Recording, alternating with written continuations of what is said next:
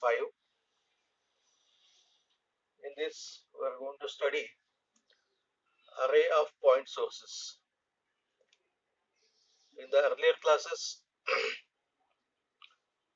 I explained what is a point source. Once again, I will explain. A point source is practically not possible to implement.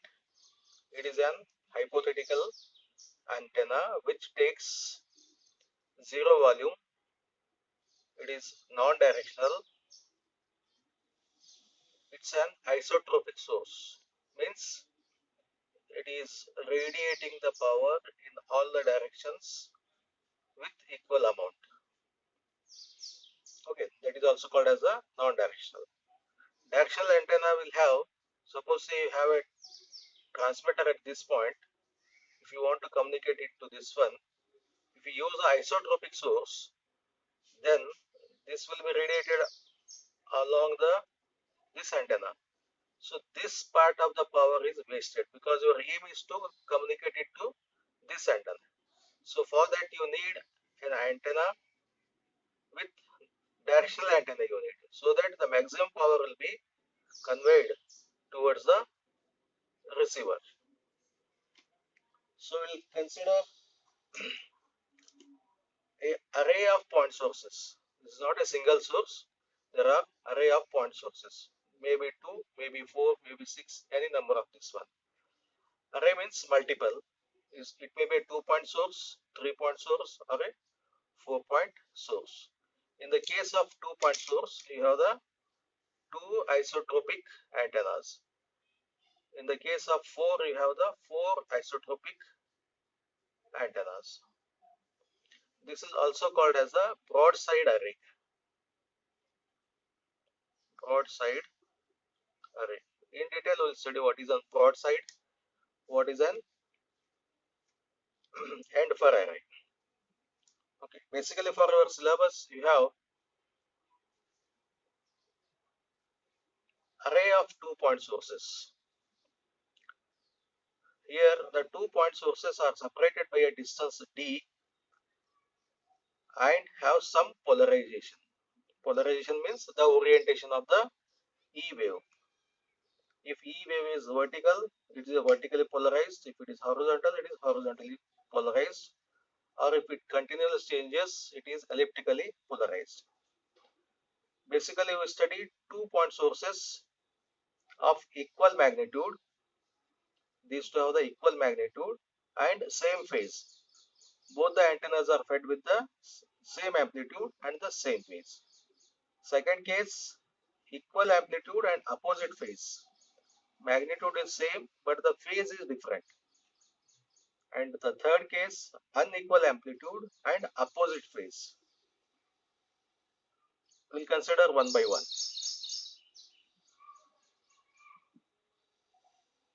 I have considered 2-point sources. One located at point 1, another source is at point 2. These are the 2-point sources occupying the zero volume.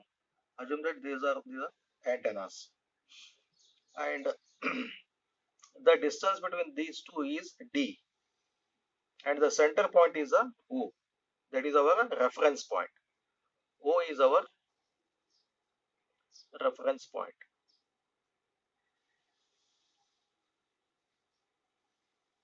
Okay.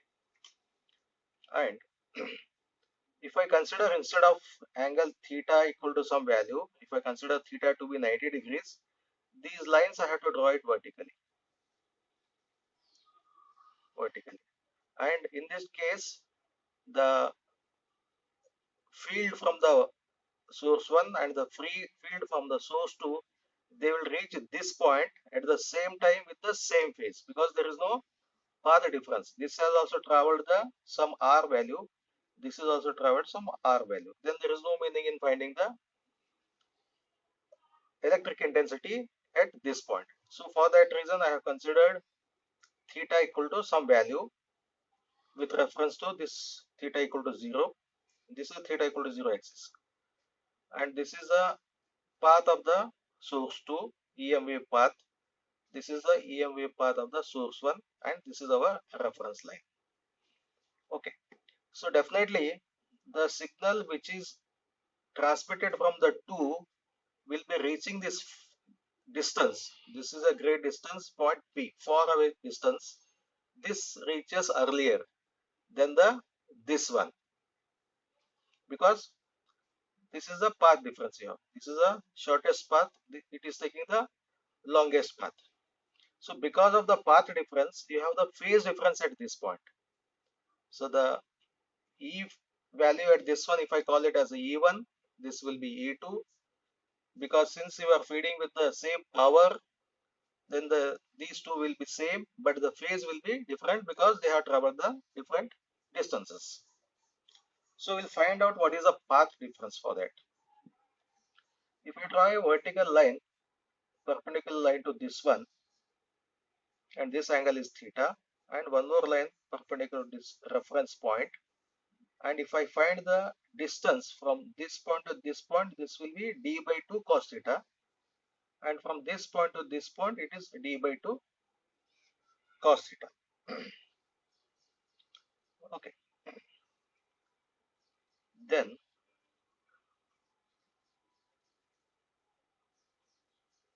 what is the phase? We have to find it out.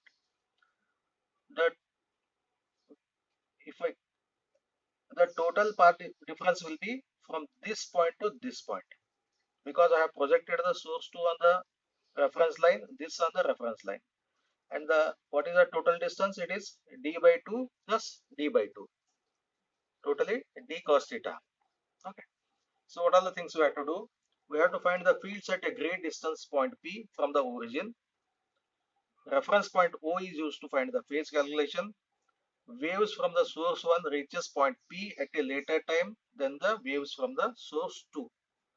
If you consider the speed of EM wave, that is equal to 3 into 10 to the power of 8 only, then it makes no difference. But since it is considered as a great distance point P, there will be a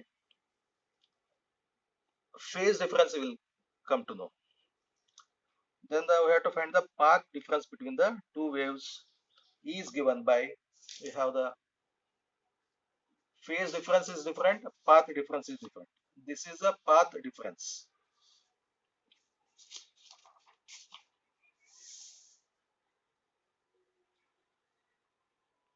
Okay. So total path difference is d by 2 cos theta plus d by 2 cos theta. That is d cos theta in terms of meters, or in terms of wavelengths, this will be d by lambda cos theta. And phase angle is 2 pi into path difference, that is 2 pi into d by lambda cos theta in the radians, that is phi radians, 2 pi by lambda. And to make, I am calling this 2 pi by lambda as the beta, beta into d cos theta radians. Okay, if E1 and E2 are far fields at point P due to source 1 and 2 respectively, then total far field at a distance P in the direction of theta is given by, definitely this one will be leading, this wave will be leading, then this one. This is leading by 5 by 2, this is lagging by 5 by 2. So if I find it out, this will be E1 e to the power of minus j5 by 2, because it is lagging, and source 2 it is leading, it is j5 by 2. So the total path difference is 5. And if the amplitudes are same, E1 equal to E2 equal to E0, then E0 becomes common. This will be e to the power of j5 by 2 plus e to the power of plus j5 by 2.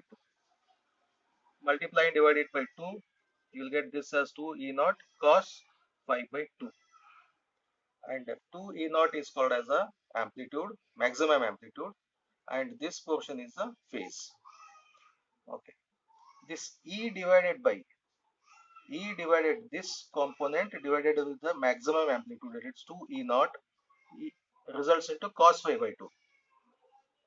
This quantity divided by the maximum value is this one, 2 E0. 2 E0, 2 E0 cancels, you will get this as 5 by 2. This is called as the array factor. array factor. Okay. Once again, substitute back that what is the phi value? 2 in out into cos BD cos theta by 2. This you have calculated by substituting phi. Let me call it as a 1a and the 1b.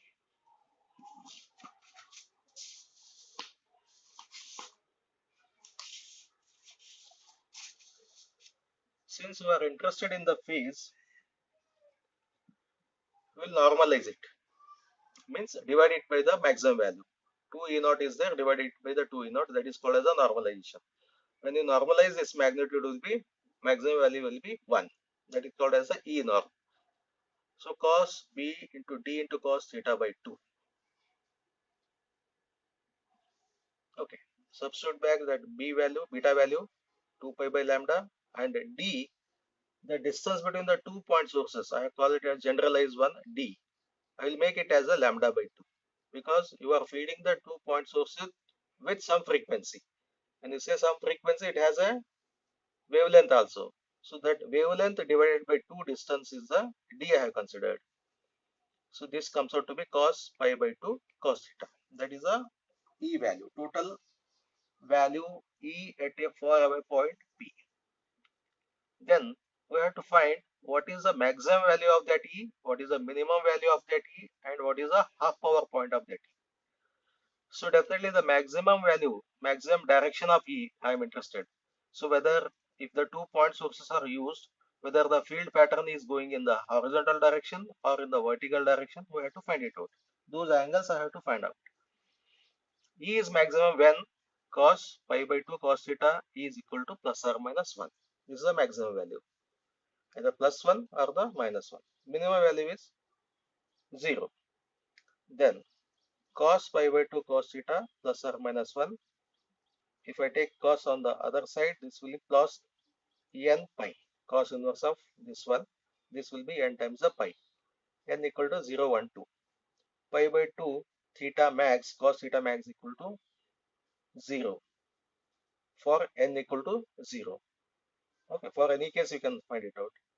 And cos theta max equal to 0. This theta max implies 90 degrees and the 270 degrees. So the maximum E value is in the direction of, if this is the theta reference value 0, then the maximum value of this one will be along the 90 degrees and the 270 degrees. Likewise, minimum direction of the E is given by that quantity value equal to 0. That is, if I take it on the other side, this will be plus or minus 2n pi, 2n plus 1 pi by 2, n equal to 0, 1, 2. So this quantity as it is, pi by 2 cos theta min is equal to pi by 2 for n equal to 0. Cos theta minimum equal to 1. If I divide it by this one, pi by 2 cancels out 1. And theta minimum will be 0 and 180. Okay. So the minimum value of E will be along the theta equal to 0 and theta equal to 180. Then where is the half power point? In which direction you find the half power point? Half power point direction, HPPD. HPPD. So the same quantity when it takes a value half power, that is 1 by root 2 or minus 3 dB, both mean the same. Here you have considered 1 maximum value, 0 value, half power point will be 1 by root 2. Then cos the pi by 2 cos HPPD equal to 2n plus 1 to pi by 4, that is for n equal to once again 0, 1, 2. For n equal to 0, this will be pi by 4 and theta HPPD is equal to plus or minus 1. This I think cos theta, cos this one, and theta HPPD will be 60 degrees and the 120 degrees. So along the 60 degrees and the 180 degrees, you will find the half power point. If this is a 1, then half power point will be, this is 1 divided by root 2 and this value is 0. So this 1 by root 2 value will be along this 60 degree and the 180 degrees. This is 180 degrees. So I will combine all these.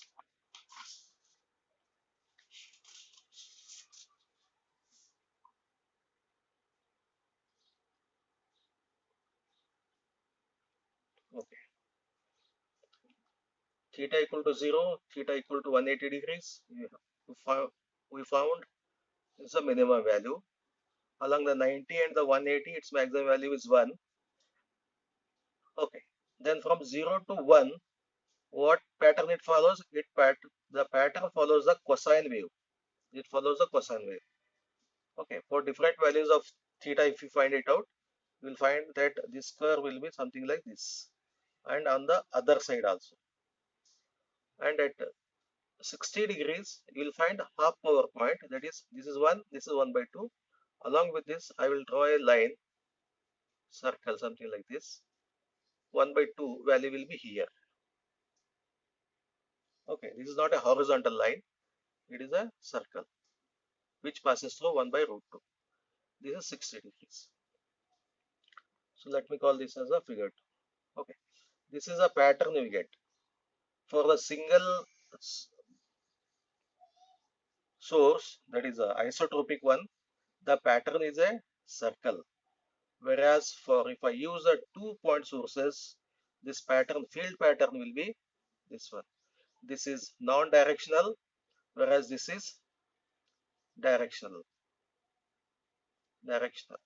Okay, you can change the direction of the this one because there is no receiver along the this. Assume that there is no receiver antenna along the theta 0 or theta 180. You have a receiver at this point. So I will place the 2-point sources, one at this point, one at this point, one at this point, one at this point, and I will feed these 2 points with the equal magnitude and the equal phase. These 2-point sources are going to give you this kind of pattern. Okay.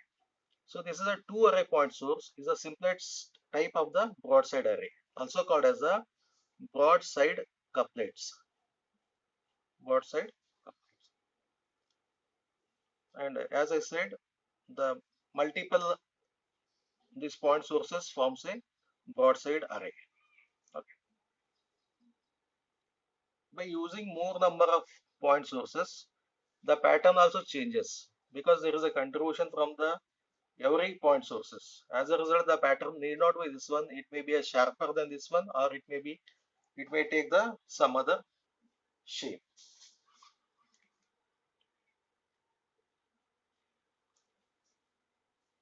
We will stop this lecture and will continue.